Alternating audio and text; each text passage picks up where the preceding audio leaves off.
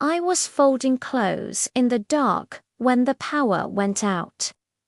My hands trembled, but I kept packing. After almost 2 years in that apartment, I was finally leaving. I didn't feel sad. I felt empty. I had given everything to someone who gave nothing back. His name was Elliot. We met at a train station cafe when I was tired of being alone. Everyone around me was moving forward while I stayed stuck in my small hometown. He seemed different. He listened carefully and asked real questions. He talked about opening a language school in another town and asked me to come with him. He said we could build something meaningful together. I hesitated at first. My parents warned me. My friend Maria told me not to rush. But I had always played it safe, never taking risks. This felt like my chance. So I quit my job at the learning center, said goodbye to my family, and followed him to a new life. The town was smaller and quieter than I expected. We rented a tiny flat above a bakery. For a few weeks, everything seemed fine. Then things changed. The school never opened.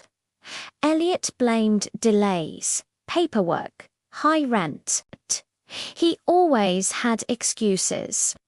Meanwhile, I found work cleaning hotel rooms. I paid for groceries, electricity, and internet, while he stayed home making empty plans. Some nights, he didn't come home at all. When I asked where he'd been, he said I was too emotional and didn't trust him.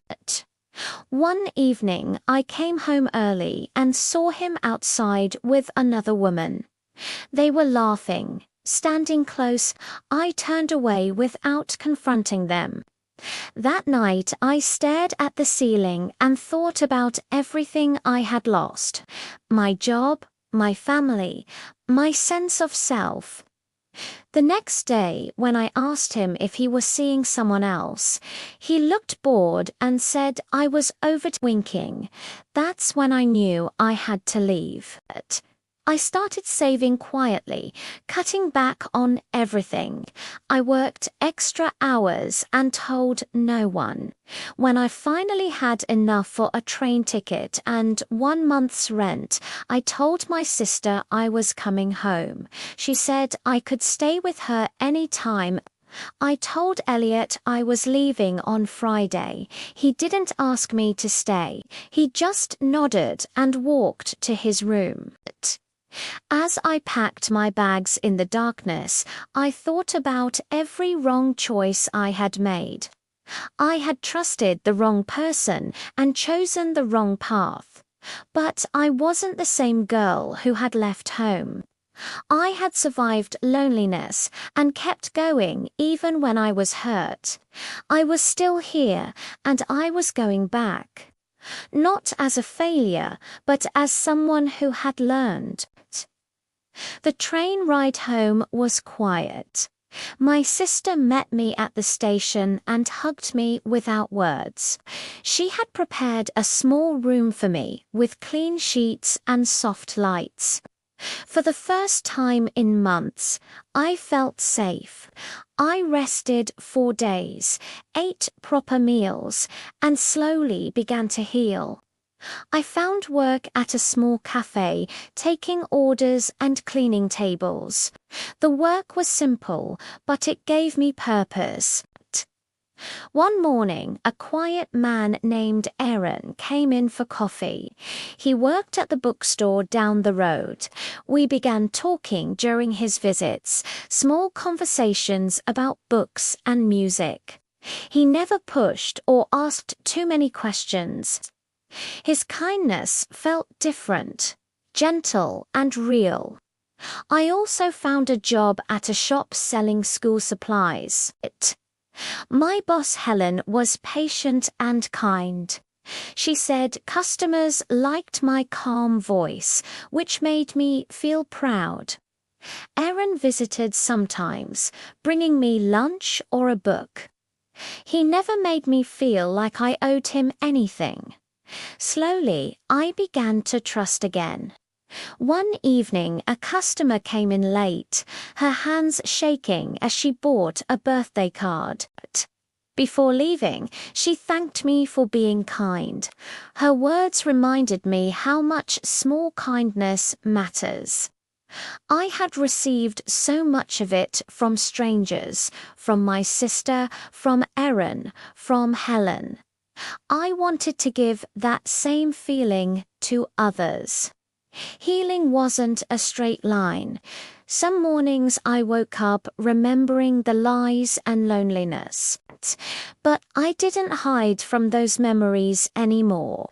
I accepted them as part of my story, not the whole of it. When Aaron invited me to a book event in a nearby city, I went. That day, I laughed more than I had in months. On the train back, he looked at me and said I was strong. I smiled and replied that I was learning to be. The learning center, where I used to work, called and asked if I could return part-time. I wasn't sure at first, but I missed teaching. Helen said I could come back to the shop anytime. Standing in front of a classroom again felt right. The students, the lessons, the laughter, it all helped me heal. I started setting small goals. Take walks, call my parents more, read books, try new recipes. I didn't want a perfect life. I just wanted a real one. Erin and I kept seeing each other without labels or pressure. One evening by the river, I told him everything about Elliot. He listened without interrupting and simply said he was glad I came back to myself. Months passed. I returned to the shop, joined a weekend reading group, and started painting again. I visited my parents often and found joy in small moments: sunlight through windows, warm bread, laughter with my sister. I stopped seeing my past as a failure. Yes, I had chosen the wrong path. But walking it taught me lessons no easy road could teach.